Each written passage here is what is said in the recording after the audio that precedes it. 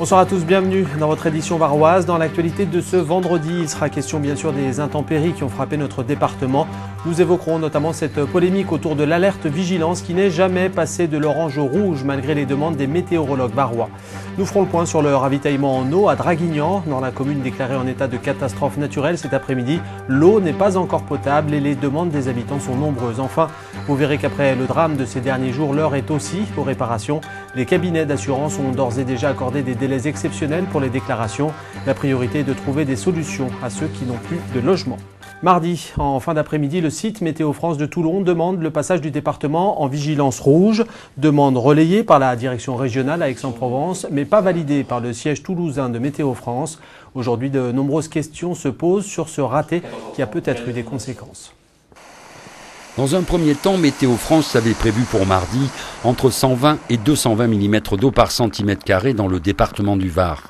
Des prévisions faites à partir de modélisations de ce type. On n'a pas l'habitude de voir des couleurs grises sur la Provence-Alpes-Côte d'Azur et notamment on voit entre les Bouches-du-Rhône et le Var des hauteurs impressionnantes car là on dépasse même les 120 mm en 12 heures. Donc étant donné que le phénomène est annoncé pour plusieurs heures et donc notamment plus de 24 heures, on imagine la veille déjà des records de pluviométrie, quoi. Pour ce météorologue indépendant, de toute évidence, dès mardi après-midi, la vigilance aurait dû passer au rouge.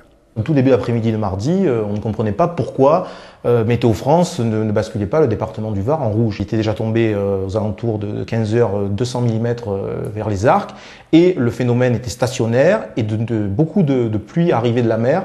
Donc la logique aurait voulu que le département du Var soit basculé en rouge en milieu d'après-midi. C'est évident.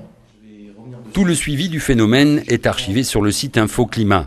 Des textes écrits par Météo France. Dès 16h25, la situation devient très préoccupante.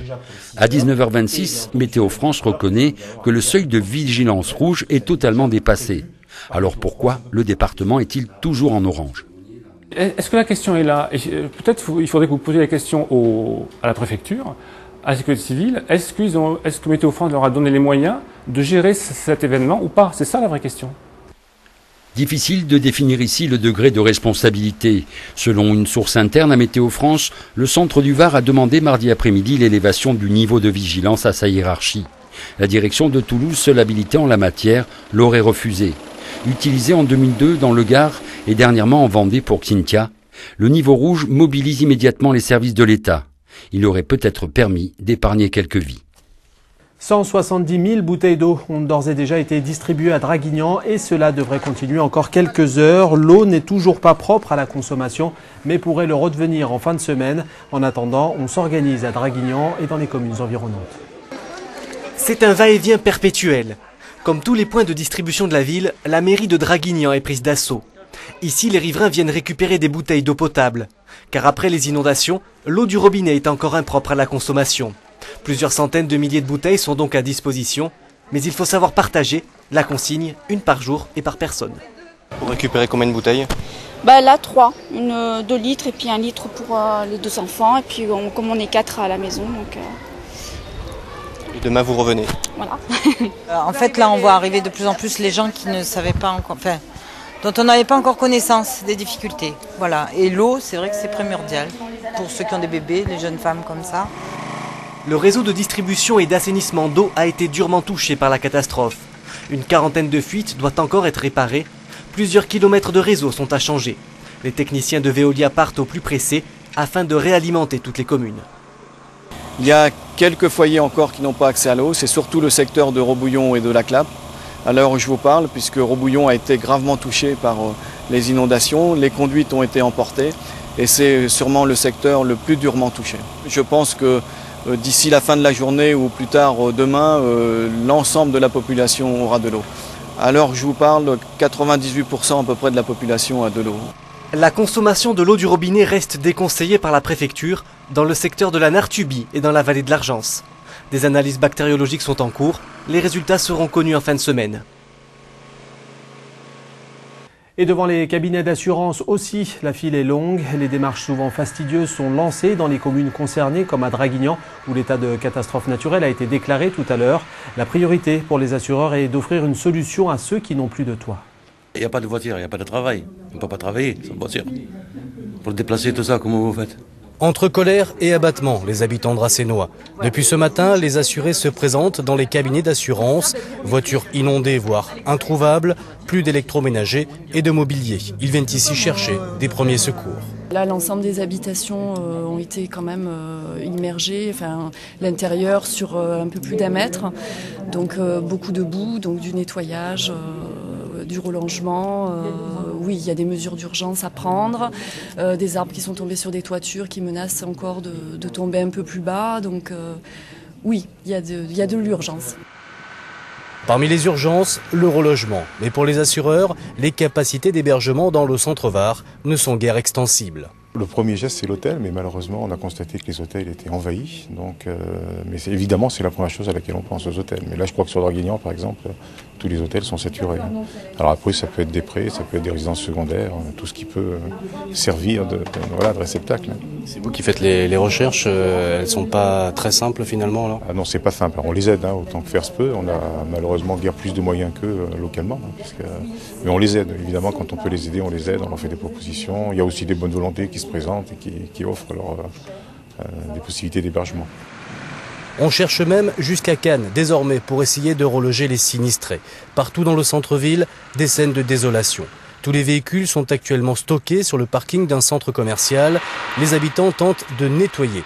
Ils entreposent devant leur domicile tout le mobilier détruit avant que les experts des compagnies d'assurance ne passent à partir de demain. Et direction les Arcs pour refermer ce journal. Là-bas, comme dans toutes les communes frappées par les intempéries, les habitants tentent de subvenir aux premiers besoins. Et dans ces conditions, l'entraide et la solidarité trouvent tout leur sens. Du courant, je vais faire un petit agrandissement là. Des images amateurs tournées mardi dernier à 16h. Ouais, voilà, là ça pète fort. Hein.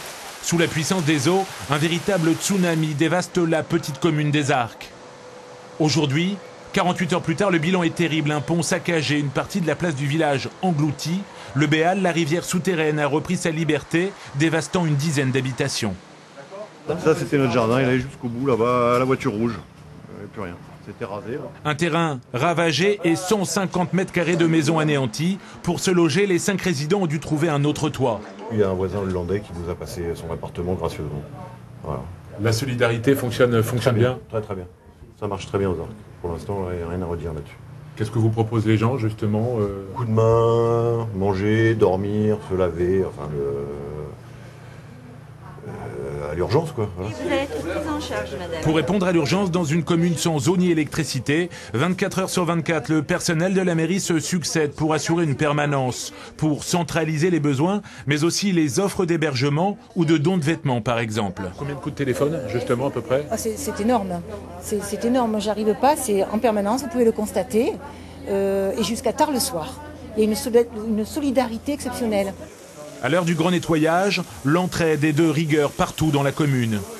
Mon ami, c'est d'enfance en fait, c'est ses parents, et donc j'aide la famille.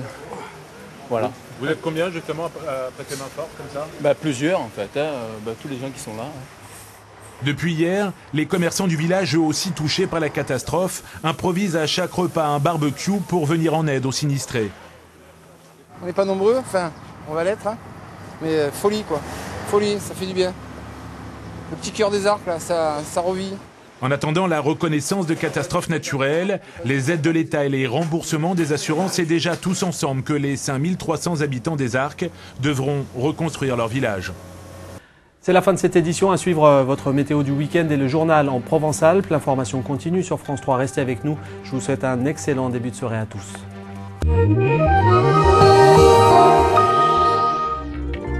Pas de fausses notes en ce début de week-end, même si le vent d'ouest est toujours présent, en particulier sur le littoral, le soleil, lui, n'oublie pas de briller sur l'ensemble du département.